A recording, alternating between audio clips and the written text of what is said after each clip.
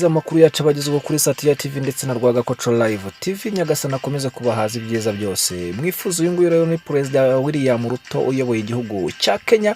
Ruto yateguje igisubizo gikakaye urubyiruko rukomeje kwigaragambya. Ni inkuru yanditswe ku itariki 25 z'ukwa gatandatu 2024 isaa 2:53.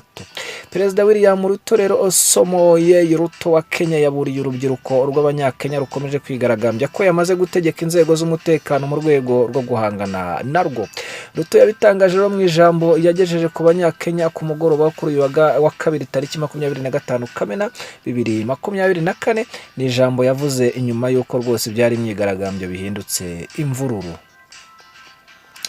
Kuva mu mpera z'icyumweru gishize abanyakenya rero biganjemo urubyiruko bigabije imihanda yo mu bice bitandukanye by'igihugu mu rwego rwo kwamagana umushinga w'itegeko ryerekeye imari rigamije kongera imisoro wemejwe n'abadepite ba Kenya. Kuri uyu wa kabiri rero bigaragambya bigabije inzego zitandukanye za leta zirimo ingoro y'inteko ishinga amategeko, ingoro y'urukiko rw'ikirenga ndetse n'ibiro bya guverineri wa Nairobi. Izi nzego zose rero bazisenyaguje rwose baranazitwika ndetse amashusho yagiye hanze yerekana abigaragambye bavuga ko banateganya no gutera ahakorera perezidansi ya Kenya. Kugeza ubu rero abarenga 10 mu bigaragambya nibo bimaze kumenyekana ko barashwe mu cyico rwose na polisi yageragezaga kubatatanya. Mu gihe rero ababarirwa muri za 40 bakomerekejwe.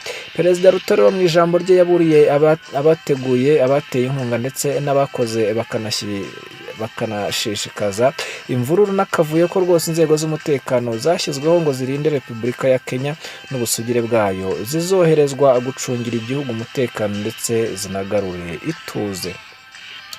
Ruto yagaragaje rero abakomeje kwigaragambya rwose nk'abanyabyaha biyitirira kwigaragambya mu mahoro bagahitamo guca igikuba mu baturage abatorewe rero kubahagararira ndetse n'inzego z'igihugu zashyizweho n'itegeko nshinga.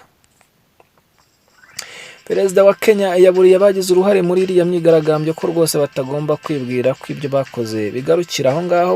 Yunzemo ko leta ya Kenya igomba gutanga igisubizo cyuzuye cyiza kandi cyihuse kuri biriya bikorwa yise iby'ubugambanyi. Ngayo nguko rero bikomeje kubera hariya mu gihugu cya Kenya. Reka tugushimire cyane kubwo kuba wakurikiye amakuru yacu agezweho kuri uyu munsi. Nyagasana akomeze kuguhaza ibyiza gusa. Niba utarakanda subscribe, kanda subscribe, like, share. Niba ari igitekerezo gisigeho. Ciao ciao.